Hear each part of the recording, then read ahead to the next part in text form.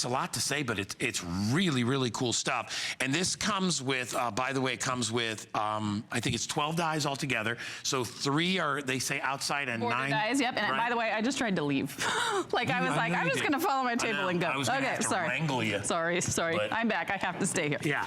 So, sorry, my allergies are killing me today. That's okay. So what's great about this bundle is yes, you're getting 12 dies, but you're getting 3 of the outside border dies and 9 of the interior dies. They mix and match, so really you're getting 27 different die combinations. Sure. So that's a lot for $21.95. Let me show you how they work. We also want to talk about the diamond press machine itself for a hot second, because these are also available. They're handheld, portable die cutting machines. If you've got the Gemini, if you've got the Cricut, if you've got any of the other die cutting machines, this is not an either or, this is an also get, because it's so affordable and so easy to use, especially for these small dies. Yeah, so, compact, take it wherever you go. Yeah, put it in your bag. Okay. So the great thing about the diamond press is it works with these folders, clear folders, so there's no insert shimmy into plate B, because Guy and I are not that bright, so that we can't figure that stuff out. Including me in that, but yes. I was going to say it about myself, but I'm like, I'll just throw it in for Guy too. So you take one of the interior dies and you lay it down. And for those of you, who are not familiar with how metal dies work, there's sort of a ridge on this side. That's the part that's going to cut it out of the paper. So I'm going to go ahead and take that. Pop that lay it down there. on my paper, and this is just a scrap of paper. It's like 2 inches by 4 probably. Lay this down. Lay this down on top. Okay. And you just want to sort of make sure it's nestled inside. And then you go just then you're going to run it through here. Watch this. Turn, turn, turn, turn, this turn. Is great. I always like this machine when you It's so cool, right? Look at how beautifully and cleanly that came out. Just a few turns of the handle. I didn't have to get a little pokey thing out to get all the little bits. And then this is what it looks like on a card. How beautiful is this and how easy is this to do? Now, if you did get the Gemini, this is a really cool technique. She actually ran 3 of the patterns through at one time. Let me put this one down so you can see better. 3 of the patterns through at one time, so she actually made background paper. Isn't that cool? So if you have one of the bigger machines, that's another really cool way you can use it. There we go. That's a beautiful shot of it. Gives you an idea, so fun? of all 3. Yeah. So I want to show you.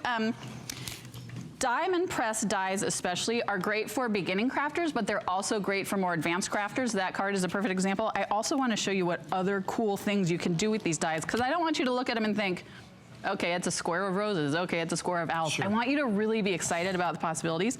This is a little rose die, and you'll notice I'm not using the outside border this time. I'm just using the inside.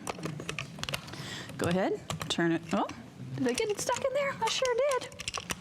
There we go. Right. Back it up. We'll back it up. Here, we'll set that one aside over here and we'll work on this one. Speaking of owls.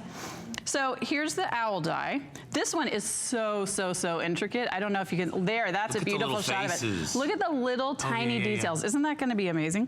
So take this, and this is a brown piece of cardstock. Who gets excited about a little tiny brown scrap of cardstock? No one.